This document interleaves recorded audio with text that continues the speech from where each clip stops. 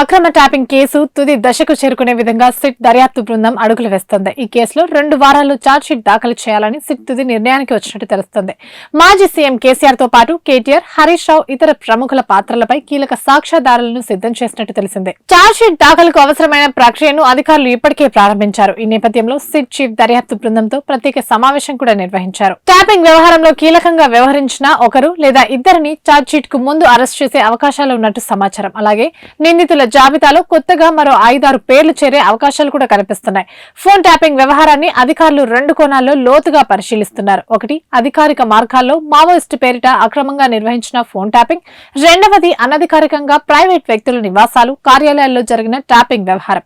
అధికారిక మార్గాల్లో జరిగిన అక్రమ ట్యాపింగ్ కు సంబంధించి అప్పటి ఎస్ఐబి చీఫ్ ప్రభాకర్ రావు, ఆయన బృందం నిఘా కార్యకలాపాలు, బెదిరింపులకు సంబంధించిన అప్పటి టాస్క్ ఫోర్స్ చీఫ్ రాధాకిషన్ రావు పాత్రపై లభించిన ఆధారాలతో ఛార్జ్షీట్ దాఖలు చేసేందుకు సిట్ అధికారులు సిద్ధమయ్యారు. ట్యాపింగ్ కు ఆదేశాలు ఇవ్వడం, దాని ద్వారా రాజకీయ, ఆర్థిక ప్రయోజనాలు పొందిన అంశాలపై బీఆర్ఎస్ అధినేత మాజీ CM KCR, BRS working president KTR, నాటి మంత్రి హరీష్ రావు, మాజీ ఎంపీ సంతోష్ రావు తో పాటు మరో 2 ప్రముఖులపై పక్కా ఆధారాలతో నేరాభియోగాలు నమోదు చేయనున్నట్టు తెలుస్తోంది. ఫోన్ ట్యాపింగ్ కు అనుమతులిచ్చిన రివ్యూ కమిటీలోని అధికారులను ఈ కేసులో సాక్షులుగా ఒక ఐఏఎస్ అధికారిని అప్రూవర్ గా చేర్చే యోచనలో సిట్ ఉన్నట్టు సమాచారం. ట్యాపింగ్ ద్వారా సేకరించిన సమాచారాన్ని ఉపయోగించి సదరు ఐఏఎస్ అధికారి ద్వారా భూముల గోల్మాల్ జరిగిన వ్యవహారంలో లబ్ధి పొందిన వ్యక్తులపై కూడా సిట్ కీలక ఆధారాలు సేకరించినట్టే తెలుస్తోంది. అలాగే ఈ కేసులో ఎస్ఐబి చీఫ్ ప్రభాకర్ రావు కుమారుడు నిశాంత్ రావు పేరు కూడా నిందితుల జాబితాలో చేరే అవకాశాలున్నట్టు తెలుస్తోంది. కేసు నమోదై 2 ఏళ్లు పూర్తవుతున్న నేపథ్యంలో ఇప్పటి వరకు జరిగిన దర్యాప్తును సమీక్షించిన అధికారులు తదుపరి చర్యల కోసం స్పష్టమైన వ్యూహాన్ని రూపొందించినట్టు తెలుస్తుంది.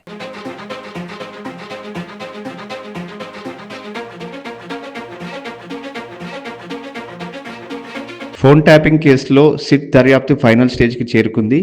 ఇప్పటికే ఈ కేసులో మనం చూసుకున్నట్లయితే గతంలో ప్రభుత్వానికి దగ్గరగా ఉన్నటువంటి అధికారులు ఐజీ ప్రభాకర్ రావుతో పాటు డీసీపీ రాధాకిషన్ రావు, అదేవిధంగా మరికొంతమంది పోలీస్ అధికారులు ఎవరైతే ఉన్నారో వాళ్ళందరినీ విచారించి పూర్తి స్థాయిలో ఆధారాలు సేకరించడం జరిగింది.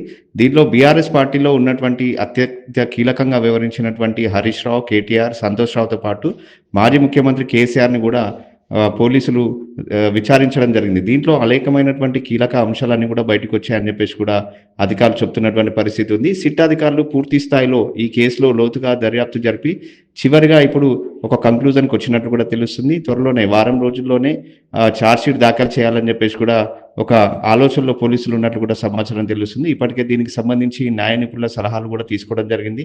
బుధవారం జరిగినటువంటి ఈ మీటింగ్లో ఐపీఎస్ సజ్జనార్ స్వయంగా కూర్చొని దీనిలో ఎవరెవరి పాత్ర ఏ విధంగా ఉంది, దీనికి సంబంధించిన ఆధారాలు ఏ విధంగా ఉన్నాయి, ఏ విధంగా ముందుకు వెళ్ళాలనే దానిపైన కూడా ఛార్జ్షీట్లో అంశాలు ఏ విధంగా పేర్కొనాలని దానిపైన కూడా అధికారులతో పూర్తి స్థాయిలో న్యాయ నిపుణుల సలహాలు తీసుకొని మరి దీంట్లో దర్యాప్తును కొనసాగిస్తున్నటువంటి పరిస్థితిని మనం చూస్తున్నాం. సో మొత్తంగా కూడా ఇప్పటివరకు జరిపినటువంటి దర్యాప్తులో దాదాపు 2000కు పైగా సాంకేతిక ఆధారాలు సేకరించడమే కాకుండా 600కు పైగా ఈ ఫోన్ నంబర్లు, ఫోన్ ట్యాపింగ్ జరిగాయని చెప్పేసి కూడా అధికారులు గుర్తించినట్లు మనకు సమాచారం అందుతుంది. అయితే వీళ్ళను ఫోన్ ట్యాపింగ్ పాల్పడిన తర్వాత వీళ్ళ దగ్గర నుంచి వీళ్ళు ఏ విధమైనటువంటి లబ్ధి పొందడం జరిగింది, వీళ్ళను ఏ విధంగా బ్లాక్మెయిల్ చేయడం జరిగింది అనే అంశాలపైన క్లుప్తంగా దీనికి సంబంధించిన పూర్తి సమాచారాన్ని అయితే సిట్ అధికారులు కొంతమంది నుంచి రాబట్టడం జరిగింది. మరికొంతమందిని పిలిచి విచారించే అవకాశాలు ఉన్నాయి. మరికొంతమంది అరెస్టులు కూడా ఈ ఫోన్ ట్యాపింగ్ కేసులో జరిగే అవకాశాలు ఉన్నట్లు కూడా అధికారులు చెప్తున్నటువంటి పరిస్థితి ఉంది. అయితే సిట్ అధికారులు మాత్రం దీంట్లో చాలా లోతుగా దర్యాప్తును కొనసాగిస్తున్నారు. ఇప్పటికే చాలా మందిని అధికారులను అరెస్ట్ చేసిన తర్వాత వాళ్ళ దగ్గర నుంచి వచ్చినటువంటి సమాచారం ఆధారంగా చాలా మందిని కూడా సిట్ అధికారులు పోలీస్ స్టేషన్కి పిలిపించి విచారించి వాళ్ళ దగ్గర నుంచి వాంగ్మూలాలు తీసుకురావడం జరిగింది.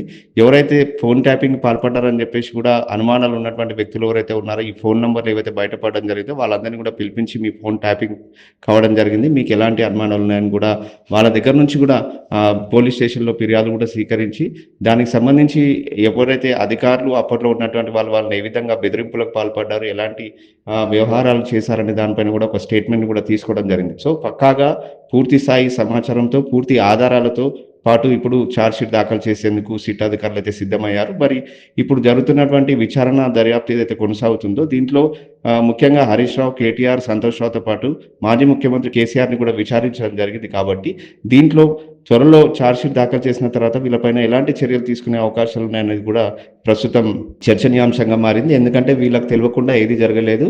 స్వయంగా కేసీఆర్ ఆదేశాల మేరకే ఈ ఫోన్ ట్యాపింగ్ జరిగింది అని చెప్పేసి కూడా పలు ఆరోపణలు మనం చూస్తున్నాం, రాజకీయ నేతలు చేస్తున్నారు. పోలీసులు కూడా దీనిపైన పూర్తి స్థాయిలో ఆధారాలన్నీ కూడా సేకరించినట్లు కూడా సమాచారం తెలుస్తుంది. సో మొత్తంగా కూడా ఈ కేసులో ఏమవుతుంది అనేది ఒక ఉత్కంఠ నెలకొంది.